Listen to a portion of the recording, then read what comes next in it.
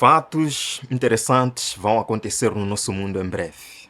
E eu quero compartilhar com os irmãos. Saudações, sejam bem-vindos a esta atualização profética na Escola de Profecia. Por favor, se ainda não é inscrito, se inscreva e acompanhe a progressão dos acontecimentos. Deixe o seu like, compartilhe esta mensagem para que ela alcance mais corações. E depois desta atualização, nós vamos dar continuidade com os nossos estudos maravilhosos da Palavra de Deus. E hoje nós iremos falar sobre a santificação, sem a qual ninguém verá a Deus. Me acompanhe. Queridos, fatos surpreendentes e interessantes vão acontecer este ano.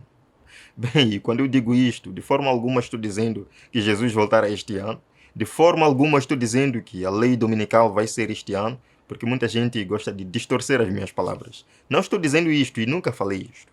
Estou dizendo que fatos interessantes vão acontecer este ano. Vocês sabem, irmãos, que as nações do mundo estão se preparando para a grande reunião da ONU em setembro de 2024. O Pacto para o Futuro. O Pacto para o Futuro. E dentre os vários tópicos maravilhosos e interessantes, eu reconheço que eles lá vão tratar, está a transformação da governação global. Irmãos, vejam aqui. A cúpula do futuro. A cúpula do futuro, de 22 a 23 de setembro de 2024, onde as nações vão para obter um pacto para o futuro. E eles já nos mostraram, através de uma publicação da ONU, que eles esperam choques globais nos próximos anos deste mundo. Nos próximos anos, a ONU espera grandes choques globais. E para poder lidar com esses choques globais, é preciso haver um pacto do futuro, para que as nações concedam assim seu poder à ONU, para que quando chegarem estes choques, a ONU consiga resolvê-los sem precisar de reuniões ou encontros com essas nações. Em outras palavras, as nações vão dar seu poder a uma organização global para lidar com esses choques. Vejam aqui, irmãos, eles prevêem um grande evento climático nos próximos anos. Um grande evento climático. E para poder lidar com este grande evento climático, as nações da Terra devem fazer este pacto para o futuro. Eles esperam também futuras pandemias. Um evento envolvendo agentes biológicos. Vejam aí também uma queda ou uma quebra na cadeia de abastecimento. Eles falam também sobre ciberataque, ataque cibernético. Falam de um grande evento do espaço sideral. E por fim, o Cisne Negro. O Cisne Negro, que é um grande evento surpresa que o mundo nem sabe qual é. Bem, isto é interessante. Agora, neste contexto, o próprio chefe da ONU apareceu em uma reunião falando para os líderes globais o que é necessário fazer face a estas crises. Escutemos muito bem, irmãos, o que ele diz aqui. Excellencies, ladies and gentlemen, it is a pleasure to be here in Munich again. Excelências, senhoras e senhores, é um prazer estar aqui em Munique novamente. As the title of our discussion implies, today's global order is not working for everyone. In fact, I would go further and say it's not working for anyone. Pois o título de toda a discussão implica que a ordem global de hoje não está funcionando para todos. Na verdade, eu iria mais longe e diria que não está funcionando para ninguém. Entenderam isto, irmãos? A ordem global de hoje não está funcionando para ninguém. Precisamos, então, de uma nova ordem global. Vamos continuar. Our world is facing existential challenges, but the global community is more fragmented and divided than at any time during the past 75 years. Nosso mundo está enfrentando desafios existenciais, mas a comunidade global está mais fragmentada e dividida do que qualquer momento durante os últimos 75 anos. Even the Cold War era was, in some ways, less dangerous. Mesmo a era da Guerra Fria foi menos perigosa. Então precisa haver uma união para enfrentar estes desafios globais. É esta a transformação da governação global. Continuando. But the transition to multipolarity without strong global institutions can create chaos. Mas a multipolaridade sem instituições globais fortes pode criar caos. And today we see countries doing whatever they like with no accountability. Impunity seems to be the name of the game. E hoje vemos países fazendo o que querem, sem nenhuma responsabilidade. A impunidade parece ser o nome do jogo. A global order that works for everyone must address these gaps and provide solutions. Uma ordem global que funcione para todos deve colmatar estas lacunas e fornecer soluções. Assim, uma nova ordem global é necessária. Uma nova ordem global liderada por uma instituição forte. Os países agora não devem fazer o que querem. E a propósito, irmãos, uma grande figura estará ou poderá estar neste encontro. Uma grande figura. A América vai receber uma grande visita em setembro de 2024. Vejam aqui, irmãos. Papa Francisco pode visitar os Estados Unidos da América em setembro, após convite da ONU. Uau!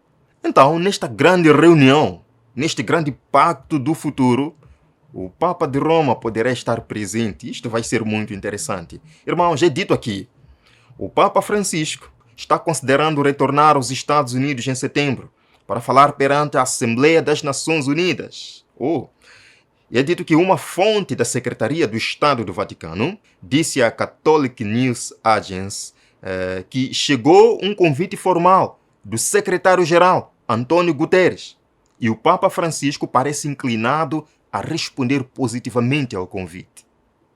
Então foi o próprio chefe da ONU que escreveu uma carta formal, uma carta convite, convidando o Papa Francisco para este pacto do futuro. E de acordo com a informação, o Papa está inclinado a atender positivamente o convite. Ele poderá estar lá, se tudo der certo. Veja, irmãos, se a viagem a Nova York ocorrer, o Papa visitará as Nações Unidas durante a sua Cimeira do Futuro. E aí é dito que o objetivo da Cimeira de setembro é fortalecer as estruturas das Nações Unidas e a governação global para enfrentar mais plenamente os novos e velhos desafios dos próximos anos, afirmou a ONU.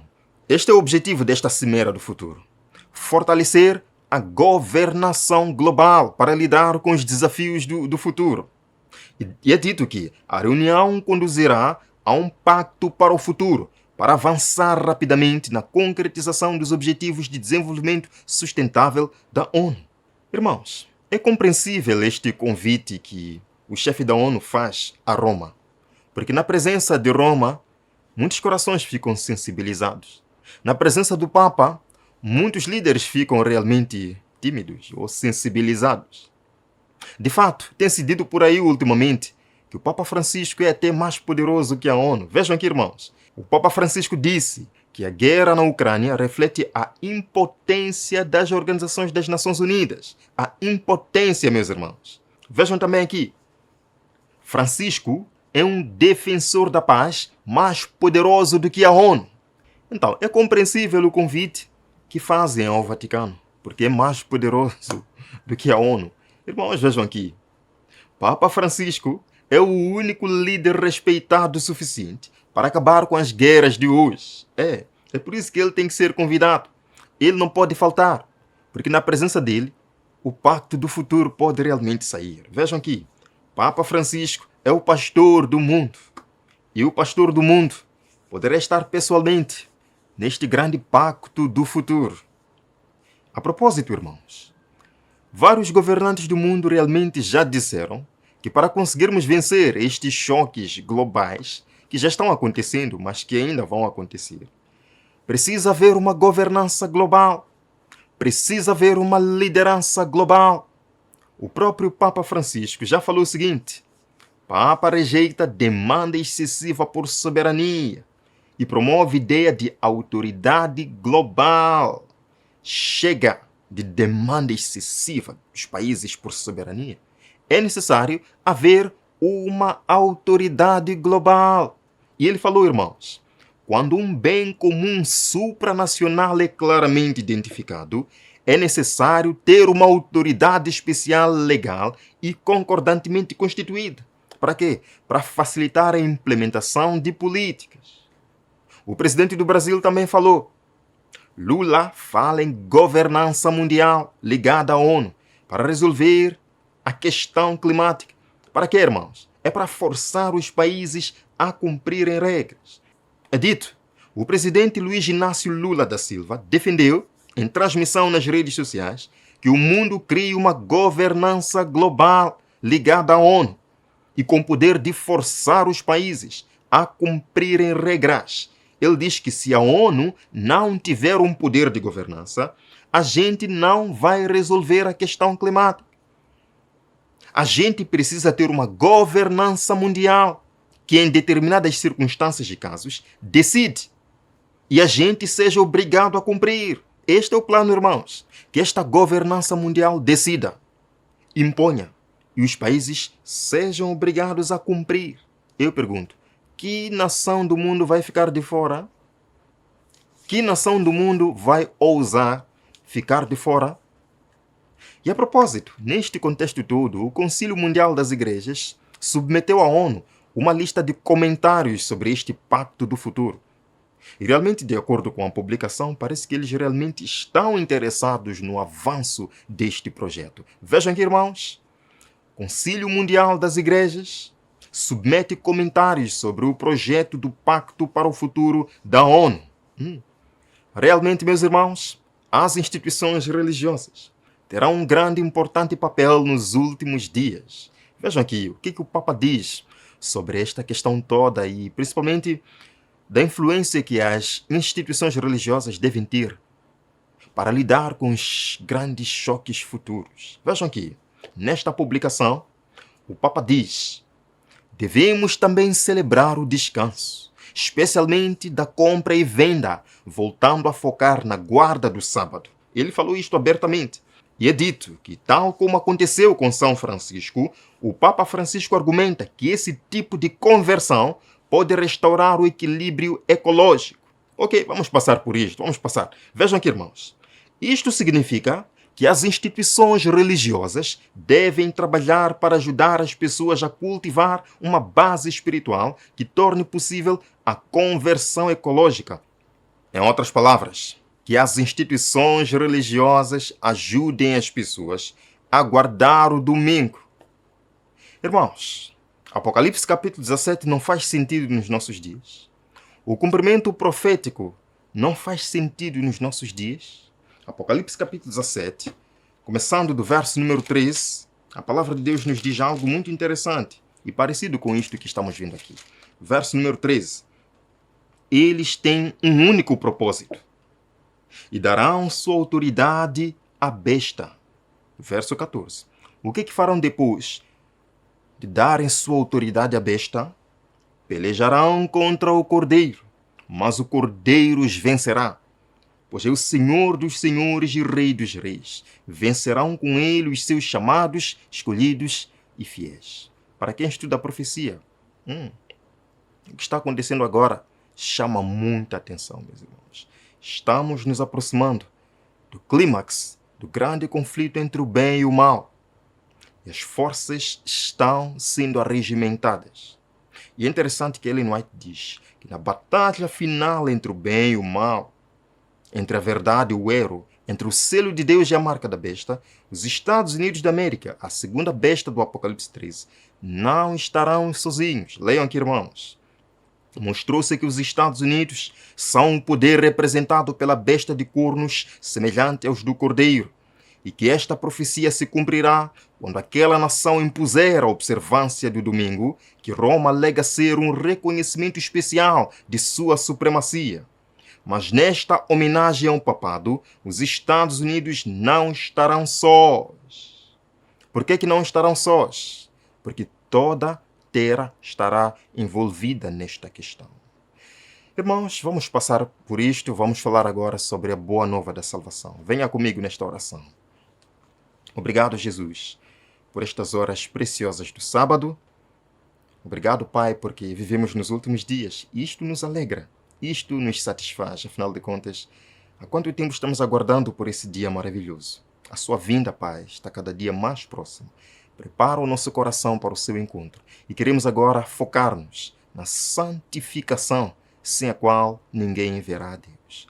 Nos acompanha, Senhor, neste estudo, que cheguemos à plena certeza do que desejas para a nossa vida. Em nome de Jesus. Amém. Irmãos, santificação. No tema passado, falamos sobre a justificação e entramos no santuário da terra e vimos que a justificação acontecia no pátio. E depois da justificação, no altar de sacrifício, encontrávamos a pia, que representava assim o batismo, a remissão dos pecados em Cristo Jesus. E hoje vamos entrar falando sobre o segundo aspecto na dinâmica da salvação, a santificação. Irmãos, em Hebreus capítulo 12, verso número 14, a palavra de Deus é clara. Eu quero chamar a atenção dos meus irmãos agora. Vejam o que diz. Segui a paz com todos e a santificação, sem a qual ninguém verá o Senhor. O que é santificação? Irmãos, santificação é o processo pelo qual, depois da justificação, o cristão deve desenvolver um caráter que o qualifique para o céu. E isto não é legalismo, pois a palavra de Deus nos diz que aquele que está em Cristo, aquele que já foi justificado, que já foi lavado de seus pecados, é uma nova criatura. As coisas velhas já passaram, eis que todas se fizeram novas. Temos que viver em novidade de vida. Isso exige uma renúncia diária de nós mesmos. Isto é santificação. Eu quero ler uma passagem na lição da Escola Sabatina de 8 de agosto de 1959. O autor diz o seguinte: a santificação começa por ocasião da conversão e continua através de toda a vida do crente. Portanto, enquanto estivermos neste mundo, nunca receberemos o diploma, graduação de santificação. Nunca chegaremos a um estado em que diremos, estamos completamente santos. É o Espírito Santo que trabalha assim. Quando você vence um defeito de caráter, ele te mostra outro. Você confessa, ora, busca, jejua. Você vence aquele pecado em nome de Jesus. Ele te mostra outro defeito. E nós vamos vivendo assim. Isto é santificação.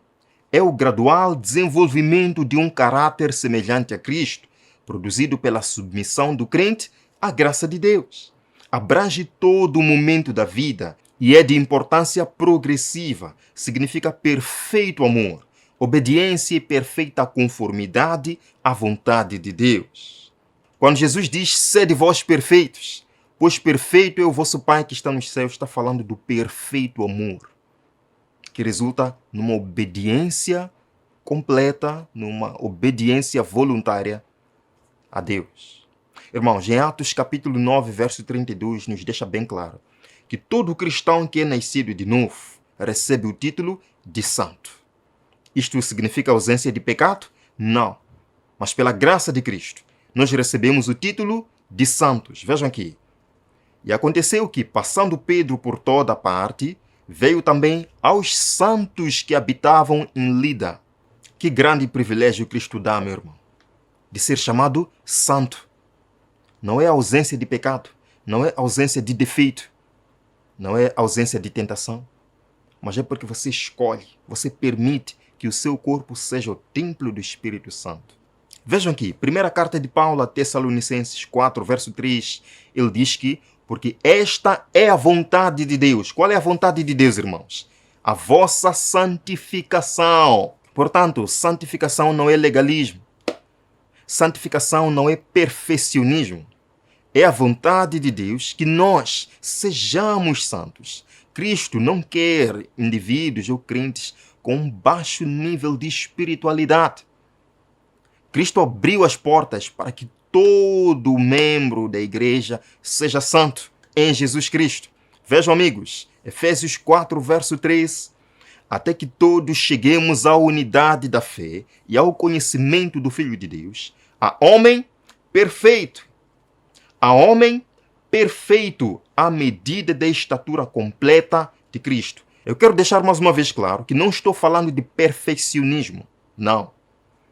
Deus quer que nós sejamos santos em Cristo, perfeitos no amor, refletindo o caráter de Cristo. Isso não significa ausência de pecado. Porque a primeira carta de João diz: se dissermos que não temos pecado, enganamo-nos a nós mesmos. Na justificação, somos salvos da pena do pecado. Na santificação, somos salvos do poder do pecado, mas não da presença do pecado. O pecado ainda está lá. Mas nós não temos desejos ou pecados acariciados. Aí está a diferença. A santificação é não acariciar desejos pecaminosos. Vejam, Paulo resumiu isto: pois não faço o bem que quero, mas justamente o mal que não quero é esse que eu faço. Esta é a luta do cristão que quer viver em santificação. Ele quer fazer a vontade de Deus, mas sente uma luta dentro de si, pois o velho homem também quer governar. Mas ele tem prazer na lei de Deus. Isto chama-se santificação. Santificação, meus irmãos, é andar com Deus assim como Enoque andou. Vejam Colossenses capítulo 2. Portanto, assim como vocês receberam a Cristo Jesus, o Senhor, continuem a viver em Jesus Cristo. Amém? Enraizados e edificados nele, firmados na fé, como foram ensinados, transbordando de gratidão. E agora voltamos ao santuário. Vamos entrar agora no lugar santo. E no lugar santo existem 3 móveis que simbolizam a nossa santificação diária. No pátio nós vimos o altar, o holocausto e também a pia de lavar. No lugar santo encontramos, em primeiro lugar, as 7 lâmpadas. E para que pudessem arder continuamente, claro, era necessário o azeite. A lâmpada representa a palavra de Deus. O azeite representa o Espírito Santo, que nos faz compreender a palavra de Deus, que nos conduz em toda a verdade. Irmãos, vemos aqui, Salmos capítulo 119, verso 105. Lâmpada para os meus pés é a tua palavra e luz para o meu caminho. Portanto, nesta estrada de santificação, precisamos da palavra de Deus, para que ela nos santifique. Disse Jesus em João 17, verso 17, santifica-os na verdade. Qual é a verdade? A palavra de Deus, que é a lâmpada, ela nos santifica em toda a verdade. Percebe, irmãos? Sendo santificados diariamente pelo estudo e exame da palavra de Deus, nós brilharemos. Brilharemos a luz dessa lâmpada. Refletiremos então o caráter de Jesus Cristo no mundo. Mateus capítulo 5, 14 e 15 diz: vocês são a luz do mundo. Não se pode esconder uma cidade construída sobre um monte. Ninguém acende uma lâmpada e a coloca debaixo de uma vasilha. Nós só poderemos ser luz se fizermos da luz o nosso guia. Se estudarmos a palavra de Deus, buscarmos a presença contínua do Espírito Santo, a presença contínua de Cristo em nossa vida, nesta estrada de santificação, nós brilharemos. Por que infelizmente muitos cristãos dão um mau testemunho? Por que infelizmente muitos cristãos não brilham a luz? Por quê? Porque não estão conectados à luz, que é a palavra de Deus. O azeite que faz a lâmpada brilhar é o Espírito Santo na vida. Infelizmente muitos não vão completar a jornada terrenal em direção à Canaã celestial por não terem o azeite. Quando Jesus Cristo nos contou a parábola das 10 virgens, estava falando de algo sério. As 10 virgens tinham lâmpadas, que é a palavra de Deus, que nos conduz enquanto esperamos a chegada do noivo. E a palavra de Deus diz: 5 delas eram insensatas e 5 prudentes. O que as insensatas fizeram? Elas pegaram as suas lâmpadas, mas não levaram o óleo. São cristãos que têm Bíblias, que vão à igreja com a Bíblia debaixo do braço, mas não têm o Espírito Santo, não buscam direção do Espírito Santo na sua vida e não brilham. As prudentes, porém, além das lâmpadas, levaram óleo nas vasilhas. Estas prudentes buscam o Espírito Santo. Elas se preparam, elas vigiam, elas jejuam, elas clamam pelo poder de Deus em sua vida. Quem você é nesta história? Quem você é nesta senda de santificação? Irmãos, a santificação é uma coisa séria. Nós não podemos brincar com estes momentos em que estamos vivendo. Deus quer que nós vivamos uma vida santa em Cristo. E isto não é ausência de pecado, volto a dizer, pois nós estamos rodeados de tentações. Estamos rodeados e nós caímos constantemente. Por isso que João diz: filhinhos, estas coisas vos escrevo para que não pequeis. Qual é a vontade de Deus? Que nós não pequemos. Se todavia alguém pecar, temos advogado junto ao Pai. Quanto tempo você tem dedicado diariamente em estar diante da lâmpada para que ela te ilumine e poder assim iluminar o mundo? Quanto tempo você dedica ao estudo da palavra de Deus? Quanto tempo você dedica à oração, à busca do Espírito Santo na sua vida? Este é o tempo, meu irmão. Este é o tempo. Eu convido a esta oração final. Obrigado, Jesus Cristo, por este estudo maravilhoso, onde aprendemos que precisamos viver uma vida santa. Ainda assim, Senhor, temos muitas fraquezas e agradecemos porque o Senhor está ao nosso lado para nos ajudar a vencer, porque a santificação é a vitória sobre o poder do pecado. E quando chegarmos então à glorificação, quando estaremos livres da presença do pecado, diremos: valeu a pena. Que o Senhor nos ajude, que o Senhor nos conforte. Em nome de Jesus. Amém. Irmãos, um feliz sábado. Nos veremos na próxima oportunidade pela graça do Senhor. Até lá.